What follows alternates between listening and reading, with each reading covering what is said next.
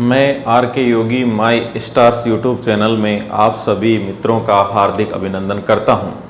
प्यारे बच्चों, जैसा कि आपको पता है कि हम भारत का इतिहास पढ़ रहे हैं और भारत के इतिहास की श्रृंखला में हमने 4 वीडियो जारी कर दिया है और आज हम कोशिश करते हैं अंतिम वीडियो और 5वां वीडियो जो कि आपका अंतिम वीडियो होगा। मैंने 5 वीडियो में आपको सिंधु घाटी सभ्यता बहुत ही आकर्षक और रोचक ढंग से और बहुत ही विस्तार से पढ़ाई है जो आरएस तक के लेवल को कंप्लीट करती है। बच्चों, आपने यदि इन 5 वीडियो को देख लिया तो शायद ही कोई ऐसी चीज़ हो जो आपके एग्जाम में बाहर से आए।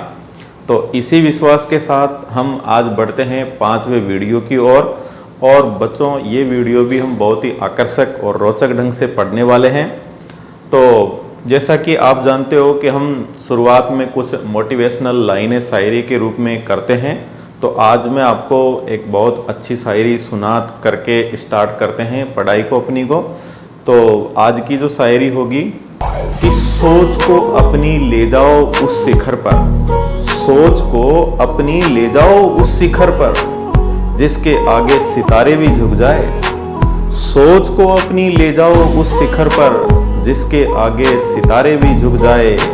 ना बनाओ अपने सफर को किसी कश्ती का मोहताज, ना बनाओ अपने सफर को किसी कश्ती का मोहताज, चलो ऐसे शान से कि तूफान भी रुक जाए, चलो ऐसे शान से कि तूफान भी रुक जाए। तो बच्चों, इसी के साथ हम आज का जो है 5वां वीडियो स्टार्ट करते हैं। पहले वीडियो में हमने पढ़ा कि सिंधु घाटी सभ्यता के स्थल हमें कहाँ से मिले, दूसरी वीडियो में सिंधु घाटी सभ्यता का ज्ञान कैसे हुआ, तीसरे वीडियो में हमने सिंधु घाटी सभ्यता की स्थापत्य कला नगर योजना को पढ़ा, चौथे वीडियो में हमने सिंधु सभ्यता की विशेष स्थापत्य कला को पढ़ा बच्चों, जिसमें से बहुत ज़्यादा क्वेश्चन पूछे जाते हैं। इसके अलावा हमने सामाजिक जीवन को कंप्लीट किया। आज हम पढ़ते हैं बच्चों, पढ़ते हैं सिंधु सभ्यता का आर्थिक जीवन। आज हम पढ़ेंगे सिंधु सभ्यता का आर्थिक जीवन। आर्थिक जीवन में जैसा कि आप जानते हो कि कृषि आता है, पशुपालन आता है, उद्योग आता है और व्यापार वाणिज्य आता है। ये 4 विषयों पर हम चर्चा करेंगे बच्चों। तो सबसे पहली हम जो बात करते हैं वो बात करते हैं कृषि पर। सबसे पहली हम बात करते हैं वो बात करते हैं बच्चों किस पर? कृषि पर। कृषि की हम बात करते हैं, खेती की हम बात करते हैं। तो जैसा कि आपको मैंने पहले भी बताया था कि यहाँ पर गेहूँ व जौ, यहाँ पर गेहूँ और जौ बच्चों क्या थे? मुख्य खाद्यान्न थे। गेहूँ और जौ बच्चों क्या थे? मुख्य खाद्यान्न थे। यानी यहाँ पर मुख्य खाद्यान्न के रूप में किसका प्रयोग किया जाता था? गेहूँ और जौ का। इसके अलावा हम बात करें तो यहाँ पर जो है खजूर, इसके अलावा हम बात करें तो यहाँ पर सरसों, इसके अलावा हम बात करें तो यहाँ पर जो है तिल, इसके अलावा हम बात करें तो यहाँ पर जो है तिल, इसके अलावा हम बात करें तो मटर, इसके अलावा हम बात करें तो राई, इसके अलावा हम बात करें तो चावल। तो यहाँ इन चीज़ों के भी यहाँ से जो है बच्चों हमें प्रमाण मिले हैं। गेहूँ और जो यहाँ सिंधु घाटी सभ्यता का मुख्य खाद्यान्न था। कृषि में यदि हम बात करें तो इसके अलावा खजूर, सरसों, तिल, मटर, राई और चावल, इनके भी हमें प्रमाण मिले हैं। और बच्चों, वेरी इंपॉर्टेंट बात, वेरी इंपॉर्टेंट बात, इसको आप इंपॉर्टेंट लगा के लिखना कि विश्व में सर्वप्रथम, वेरी इंपॉर्टेंट बात, विश्व में सर्वप्रथम कपास की खेती का प्रमाण, विश्व में सर्वप्रथम कपास की खेती का, विश्व में सर्वप्रथम कपास की खेती का प्रमाण कहाँ से मिला है? Very important question. विश्व में सर्वप्रथम कपास की खेती का प्रमाण कहाँ से मिला है? सिंधु घाटी सभ्यता से मिला है। ये लोग इस कपास के लिए बच्चों, इस कपास के लिए सिंडन शब्द का प्रयोग करते थे। कुछ लोगों की मान्यता है कि इसीलिए इसे सिंधु घाटी सभ्यता कहा गया है। तो ध्यान रखना, कपास के लिए ये किस शब्द का प्रयोग करते थे? सिंडन शब्द का, सिंडन शब्द का क्या करते थे बच्चों? प्रयोग करते थे। सिंडन शब्द का प्रयोग करते थे। किसके लिए प्रयोग करते थे? कपास के लिए किस शब्द का प्रयोग करते थे? सिंडन शब्द का प्रयोग ये करते थे। इसके अलावा हम देखें तो जुताई जो है, खेतों की जो जुताई है वो लकड़ी के हल से की जाती थी। खेतों की जुताई जो है लकड़ी के हल से की जाती थी। और फिर वेरी इंपॉर्टेंट लगा के हम लिखेंगे कि कालीबंगा से हमें, फिर इंपॉर्टेंट लगा के लिखेंगे कालीबंगा से हमें बच्चों दुहरे जुते हुए खेत के साक्ष्य मिले हैं। दुहरे जुते हुए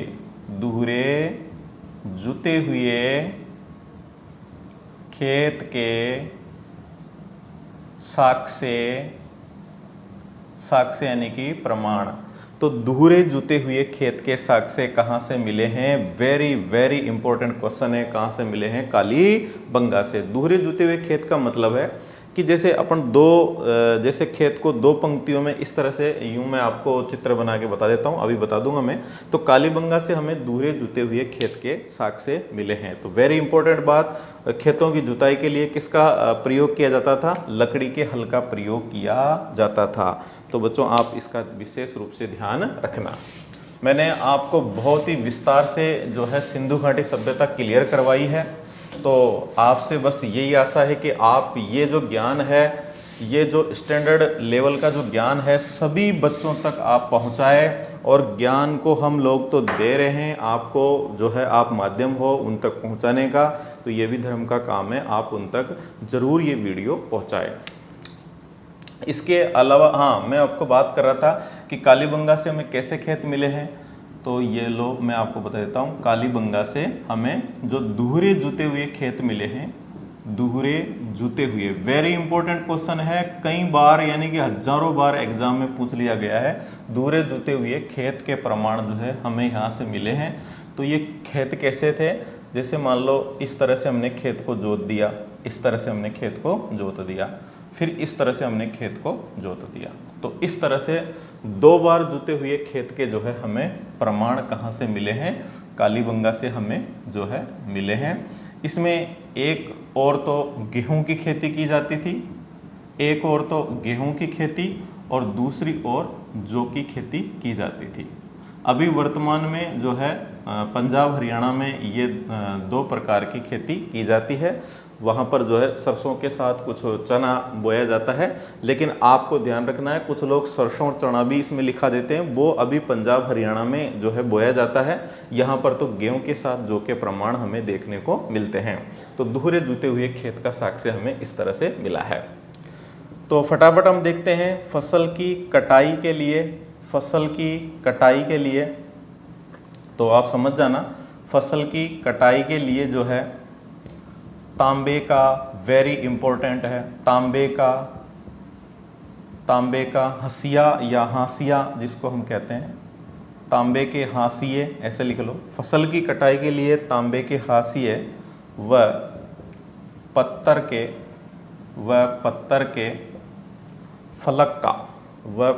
के फलक का, ये एक ही चीज़ है यहाँ से यहाँ तक। पत्तर के फलक का जो लकड़ी के हत्थे पर लगा होता था, पत्तर के फलक का जो लकड़ी के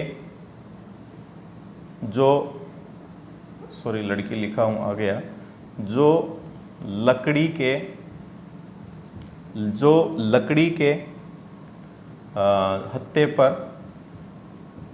हत्थे पर लगा, जो लकड़ी के हत्थे पर लगा होता था, जो लकड़ी के हत्थे पर लगा होता था। इस तरह से जो है फसल की कटाई के लिए तांबे के हाशिए का और पत्थर के पलक का, जो कि लकड़ी के हत्थे पर लगा होता था, प्रयोग किया जाता था।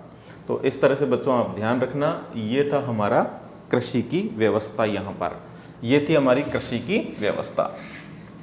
और जो है ये सिंचाई के लिए वर्षा जल पर निर्भर रहते थे सिंधु घाटी सभ्यता के लोग। लेकिन नवीन साक्ष्यों से हमें कुछ जगह पर नहरों के प्रमाण भी मिले हैं। जैसे अफगानिस्तान में जो स्थल मिले हैं ना, सोरतुगोई, वहाँ से नहरों के प्रमाण भी हमें मिले हैं। लेकिन आपको ये ध्यान रखना है कि सिंचाई के लिए वर्षा जल पर निर्भर रहते थे। आगे बच्चों हम देखते हैं, हमारा टॉपिक है पशुपालन। आगे जो हमारा टॉपिक है पशुपालन, जैसा कि आप जानते हो कि जो है खेती के साथ साथ पशुपालन का काम भी किया जाता है और इसी को मिश्रित खेती के नाम से पुकारा जाता है। तो पशुपालन में हम देखें तो यहाँ पर जो है पशुपालन में हम देखें तो भैंस, बैल, भेड़,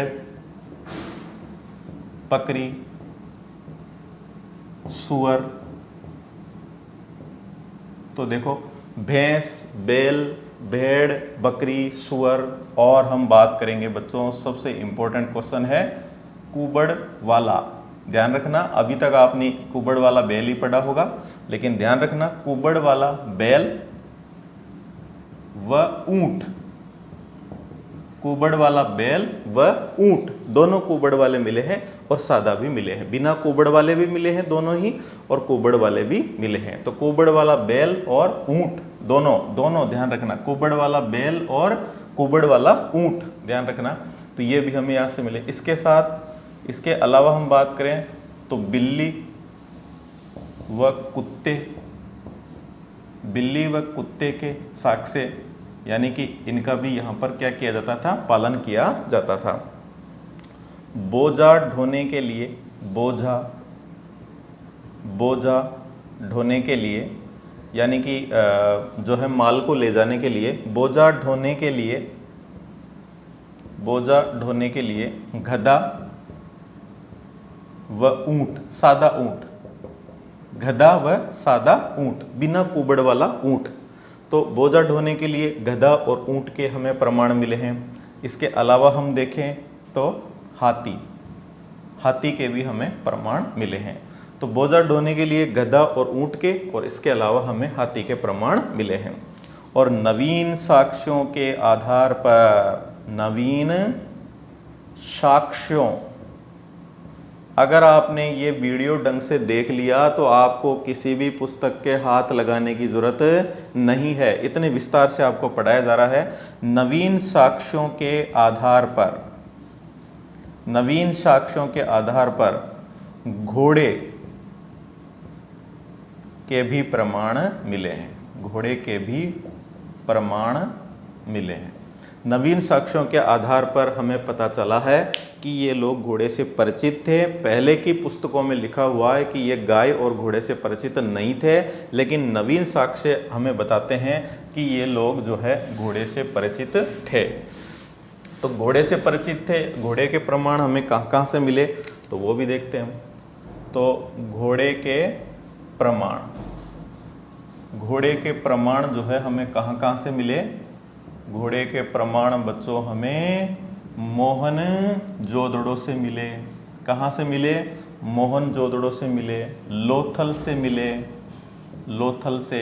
यहाँ दोनों ही स्थल से हमें टेराकोटा मिट्टी की घोड़े की मूर्तियाँ मिली है, ध्यान रखना। तो यहाँ से हमें क्या मिली है? टेराकोटा, मैं लिखवा देता हूँ चलो, टेराकोटा मिट्टी की घोड़े की मूर्तियाँ, टेराकोटा मिट्टी की घोड़े की मूर्तियाँ यहाँ से मिली है। चलो साहब, इसके अलावा हमें सूरकोटड़ा जो कि गुजरात में पड़ता है, यहाँ से घोड़े का कंकाल मिला है। सूरकोटड़ा व अगर हम बात करें तो राणा गुंडई जो कि कहाँ पर पड़ता है? पाकिस्तान में, जो कि कहाँ पर पड़ता है? पाकिस्तान में। कुछ गाइडों के अनुसार बताया गया कि यहाँ पर जो है दांत मिले हैं, लेकिन आपको इतना डीपली याद नहीं करना है। ये है गुजरात में, ध्यान रखना है आपको। यहाँ से हमें जो है घोड़े के प्रमाण मिले हैं। तो बच्चों ऐसे प्रश्न पूछा जा सकता है कि घोड़े के प्रमाण निम्न में से किस स्थल से नहीं मिले हैं? 4 स्थल आपको दे देगा, 3 स्थल आपको दे देगा, चौथा स्थल कोई और डाल देगा, हड़प्पा डाल देगा। तो आप इस तरह के प्रश्न जो है बहुत ज़्यादा बन रहे हैं। तो आप ध्यान रखना, मोहनजोदड़ो, लोथल, सूरकोटड़ा और राणा गुंडई से हमें घोड़े के प्रमाण मिले हैं। तो आशा करता हूँ बच्चों आपको जो है बहुत ही सटीक और बहुत ही शानदार जानकारी आपको मिल रही है। आप जो है इनको नोट्स भी बना सकते हो बहुत ही शानदार तरीके से। तो ये हो गया बच्चों हमारा जो है कृषि और पशुपालन। अब हम पढ़ते हैं उद्योग धंधे। उद्योग धंधे, तो उद्योग धंधों पर हम चर्चा करते हैं कि यहाँ पर जो है किस किस प्रकार के उद्योग धंधे होंगे। तो देखें, तांबे व कांसे के बर्तन, कांसे के बर्तन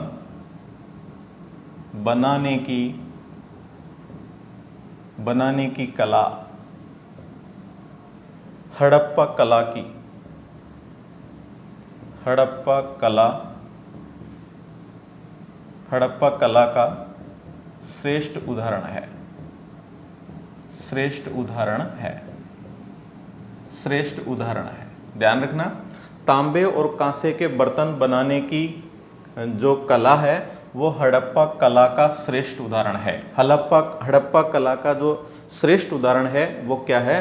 तांबे और कांसे के बर्तन बनाने की कला। तांबे और कांसे के बर्तन बनाने की कला हड़प्पा कला का श्रेष्ठ उदाहरण माना जाता है। तो बच्चों, तांबे के यदि हम देखें, तांबे के जो बर्तन है, तांबे के बर्तन ले लो या तांबे के जो हमें जो क्या कह सकते हैं उसे सामग्री जो हमें मिली है, तांबे की जो सामग्री जो हमें मिली है उसमें हमें मिली है छेनी। तांबे और कांसे के जो है यहाँ पर बर्तन मिले हैं वो तो हड़प्पा कला की यानी सिंधु सभ्यता का जो है कि कला का श्रेष्ठ उदाहरण है। यानी हड़प्पा कला कह दो चाहे सिंधु सभ्यता कह लो, सिंधु सभ्यता कला का श्रेष्ठ उदाहरण क्या है? तांबे और कांसे के बर्तन बनाने की कला।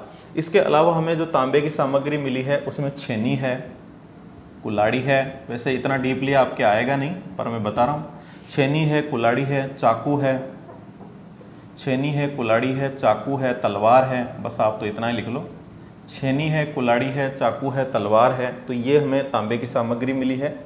कांसे की यदि हम बात करें, कांसे की सामग्री की यदि हम बात करें, चलो मैं पूरा ही लिख देता हूँ। कांसे की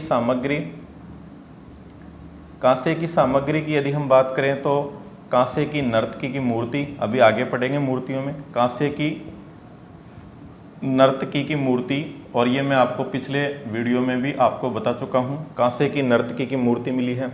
इसके अलावा ये लोग सोने व चांदी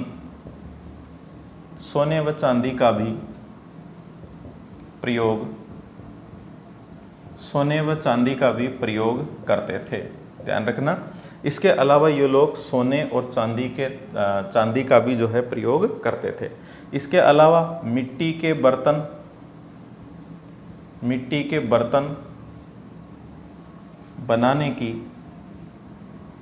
बनाने की कला को भी ये लोग जानते थे, कला से भी परिचित थे। मिट्टी के बर्तन बनाने की कला से भी परिचित थे। और जो बच्चों ये मिट्टी के बर्तन थे इन पर जो है पेड़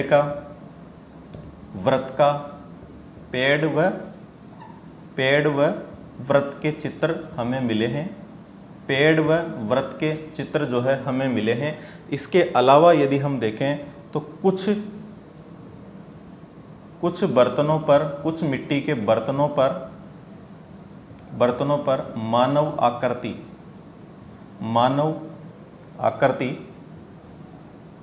यार ये पता नहीं नीचे इसमें आ रहा है कि नहीं आ रहा है, चलो मैं ऊपर लिख देता हूँ। तो इस लाइन को मैं ऊपर लिख देता हूँ क्योंकि मुझे डर रहता है कि भाई उसमें नहीं आया तो फिर दिक्कत हो जाती है बच्चों के लिए। तो यहाँ मैं मिटा के यहाँ लिख देता हूँ।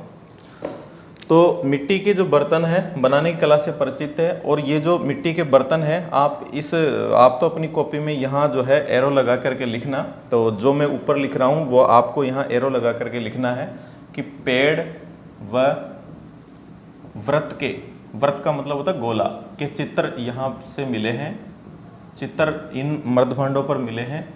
और कुछ बर्तनों पर या मृदभांडों पर, मिट्टी के बर्तनों पर, कुछ बर्तनों पर मानव आकृति के चित्र भी हमें मिले हैं। मानव आकृति के चित्र भी हमें मिले हैं। तो ये भी आप ध्यान रखना कि मिट्टी के बर्तन बनाने की कला से भी ये लोग परिचित थे। तांबे और कांसे के बर्तन बनाने की कला को सर्वश्रेष्ठ कला का उदाहरण यहाँ पर माना गया है। तांबे की अन्य सामग्री मिली है, कांसे की नर्तकी की मूर्ति मिली है जो है। इसके अलावा हम सोने चांदी का प्रयोग करते थे। मिट्टी के बर्तन से भी ये परिचित थे और मिट्टी के बर्तनों पर पेड़ों के और व्रतों के चित्र थे। कुछ बर्तनों पर मानव की आकृति जैसे भी चित्र हमें देखने को मिलते हैं। इसके अलावा हम देखें तो चहुंदड़ों, इसके अलावा हम देखें तो चहुंदड़ों व लोथल से, इसके अलावा हम देखें तो चहुंदड़ों और लोथल से मनके बनाने के कारखाने, मनके बनाने के कारखाने, चहुंदड़ों और लोथल से जो है हमें क्या मिला है, मनके बनाने के कारखाने। इसके अलावा हम देखें तो लोथल व बालाकोट से, ये पाकिस्तान में, लोथल गुजरात में, बालाकोट पाकिस्तान में, लोथल व बालाकोट से हमें जो है सीप उद्योग, सीप उद्योग के प्रमाण मिले हैं। तो बच्चों ये बहुत ही इंपॉर्टेंट क्वेश्चन है जो आपको आने वाली एग्जाम में डेफिनेट पूछे जाएंगे। और मैं आपको दावे के साथ कह सकता हूं यदि आपने इन 500 वीडियो को देख लिया तो कोई चीज़ बाकी नहीं रहेगी। मैं आपको कह रहा हूं आप इन वीडियो को इत्मीनान से देखिए, प्यार से देखिए, समझिए, और यदि आपको कोई दिक्कत भी हो तो आप व्हाट्सअप भी कर सकते हैं, क्वेश्चन भी पूछ सकते हैं, आपको मैंने सुविधा दे रखी है। तो प्यारे बच्चों आप जो है मज़े से पढ़िए और कोई ऑफलाइन कोचिंग जो है आप जो है मेरे सब्जेक्ट में तो करने की बिल्कुल भी ज़रूरत आपको नहीं है। मैं पूरी कोशिश करूंगा आपको निःशुल्क शिक्षा देने की। आप मस्ती से पढ़िए और आपको अच्छा लगे तो लाइक वगैरह कर दिया करो, नहीं लगे तो कोई बात नहीं। तो आगे देखो, तो यहाँ पर हम बात करें, आगे हम देखेंगे जो है कि यहाँ पर जो है ये हो गया। इसके अलावा सूती वस्त्रों की कताई व बुनाई, सूती वस्त्रों की कताई और बुनाई का जो है उद्योग भी यहाँ पर हमें देखने को मिलता है, वो धंधा भी यहाँ पर हमें देखने को मिलता है। तो इस तरह से ये हो गया उद्योग, पूरे उद्योग जो मोस्ट जो क्वेश्चन पूछे गए हैं और पूछे जाने वाले हैं वो मैंने आपको बता दिए हैं बहुत ही शानदार ढंग से। अब हम आगे पढ़ते हैं बच्चों, तो अब हम आगे पढ़ते हैं। अगला हमारा टॉपिक है आर्थिक में व्यापार वाणिज्य।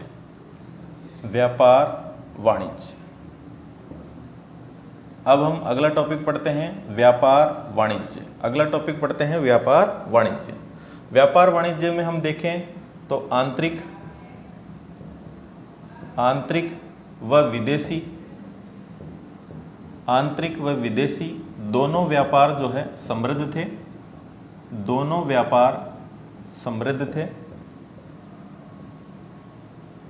आंतरिक व विदेशी दोनों प्रकार के व्यापार जो है समृद्ध थे। यहाँ पर कहाँ पर, सिंधु घाटी सभ्यता में। देखिए सिंधु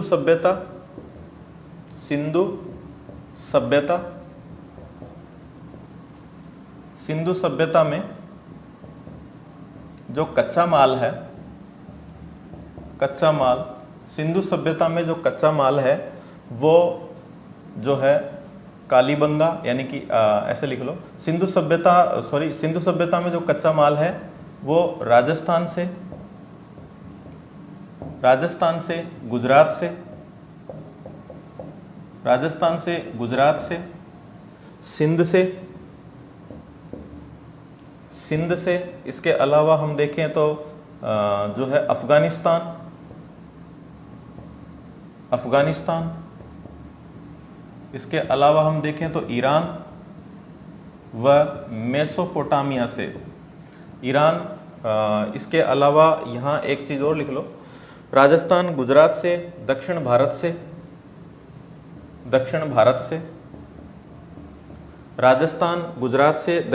से, सिंध से, अफगानिस्तान से, ईरान से व मेसोपोटामिया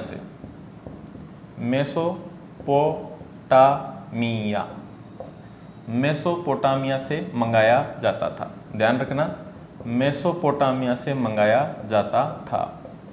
देखो कितना जो है कितने विस्तार से इसका व्यापार था। तो सिंधु सभ्यता में जो कच्चा माल था वो राजस्थान से, गुजरात से, दक्षिण भारत से, सिंध से, अफगानिस्तान से, ईरान से और मेसोपोटामिया से मंगाया जाता था। तो बच्चों आप इस चीज़ का विशेष रूप से ध्यान रखना। तो और मैं आपको बता दूं, चूंकि राजस्थान के हम निवासी हैं, तो राजस्थान से तो क्या मंगाया जाता था? तांबा।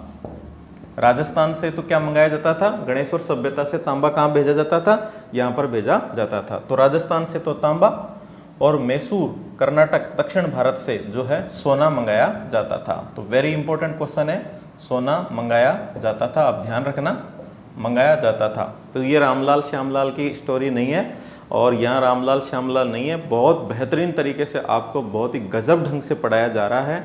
अगर आपने इसको पढ़ लिया, मैं फिर कह रहा हूँ कुछ बाकी नहीं है, आपने इसको पढ़ लिया, आप आरएस तक की एग्ज़ाम आराम से दे सकते हो। तो राजस्थान से तांबा और मैसूर से क्या मंगाया जाता था? सोना मंगाया जाता था। बच्चों राजस्थान इंपॉर्टेंट है, ध्यान रखना कि राजस्थान से सिंधु घाटी सभ्यता में क्या निर्यात किया जाता था? तांबा निर्यात किया जाता था। तो वेरी इंपॉर्टेंट क्वेश्चन, आप ध्यान रखना। इसके अलावा हम देखें तो मेसोपोटामिया से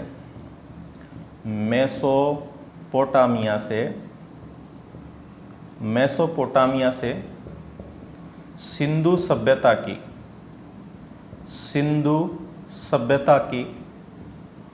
24 मुहरे मिली है। लो, मेसोपोटामिया से सिंधु सभ्यता की कितनी मुहरें मिली है? 24 मुहरें यहाँ पर हमें जो है मेसोपोटामिया से सिंधु सभ्यता की 24 मुहरें मिली है। इसके अलावा मेसोपोटामिया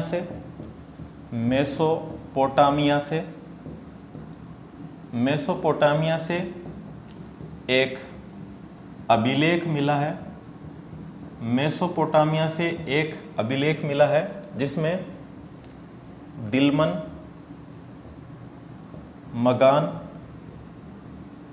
और मेलुहा, दिलमन, मगान और मेलुहा शब्द लिखे थे।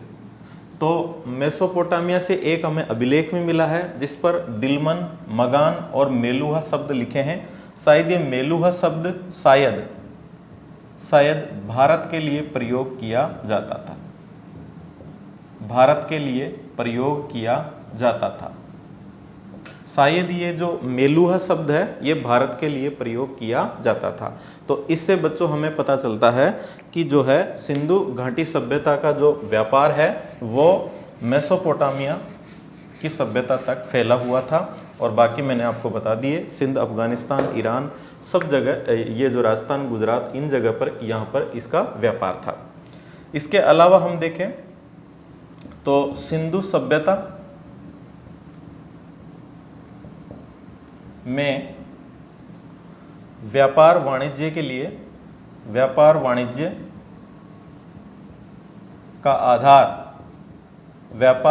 का जो आधार था वो था वस्तु विनिमय। ये डायरेक्ट आपको मैं क्वेश्चन लिखा रहा हूँ, तो वस्तु विनिमय, क्योंकि कई बच्चे ऐसे भी होते हैं कि 6 वीडियो डाल दिए रे भाई, कहाँ तक पढ़ेंगे 6 वीडियो को? तो भाई विस्तार से या मतलब ढंग की चीज़ पढ़ाएंगे तो वीडियो तो बनेंगे ज़्यादा। तो ध्यान रखना, सिंधु सभ्यता में व्यापार वाणिज्य का जो आधार था वो था वस्तु विनिमय, यानी वस्तु के बदले वस्तु। जैसे आपने गांव में देखा होगा कि भाई हम अनाज बेच करके कुल्फी ले लेते हैं। कुल्फी जब हम छोटे थे तो कुल्फी खाते थे तो पैसे नहीं देते थे, उसको अनाज देते थे, यानी कि वस्तु के बदले वस्तु को खरीदना क्या कहलाता है? वस्तु विनिमय। यहाँ तोल की जो इकाई थी यहाँ पर तोल की जो इकाई थी वो 16 के गुणज में थी। तोल की जो इकाई थी वो थी 16 के गुणज में, 16 के गुणज में थी। जैसे 16 है, 64 है, जैसे हम बात करें 160 है, 320 है, 440 है। तो इस तरह से इस गुणज में जो है यहाँ पर हमें तोल की इकाई यानी कि तोल की इकाई मिली है। और देखो एक अजीब बात देखो आप, वर्तमान समय में भी 16 आने का 1 रुपया होता था। तो हो सकता है कि ये जो है इसी से वो 16 आने का 1 रुपया बनाया गया हो। तो ये भी आप यहाँ पर लिख सकते हैं। वर्तमान समय में भी 16 आने का क्या होता है, 1 रुपया होता है। हो सकता है 1 रुपया होता था, सॉरी अभी नहीं होता है, तो वर्तमान समय में भी 16 आने का 1 रुपया होता था। तो हो सकता है ये भी इसी से जुड़ा हुआ हो। वर्तमान समय यानी कि वर्तमान समय में भी 16 आने का आने चलते थे। जैसे चवन्नी होती है ना, इसमें 4 आने होते हैं। चवन्नी में कितने आने होते हैं, 4। चवन्नी 4 आने होते हैं। इसी तरह 16 आने का क्या होता था, 1 रुपया होता था। तो वर्तमान समय में 16 आने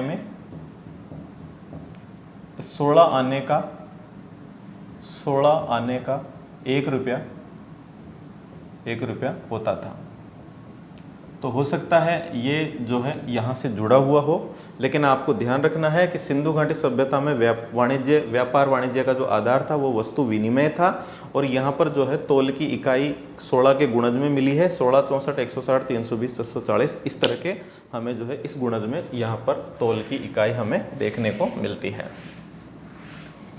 तो प्यारे बच्चों, ये हो गया हमारा आर्थिक जीवन। अब हम बढ़ते हैं धार्मिक जीवन की ओर, क्योंकि वीडियो वास्तव में ही बहुत बड़ा हो जाएगा। बहुत सारी चीज़ें मेरे माइंड में सेव है, काम की चीज़ें आपको मैं बताने की कोशिश कर रहा हूँ। तो अब हम पढ़ते हैं यहाँ पर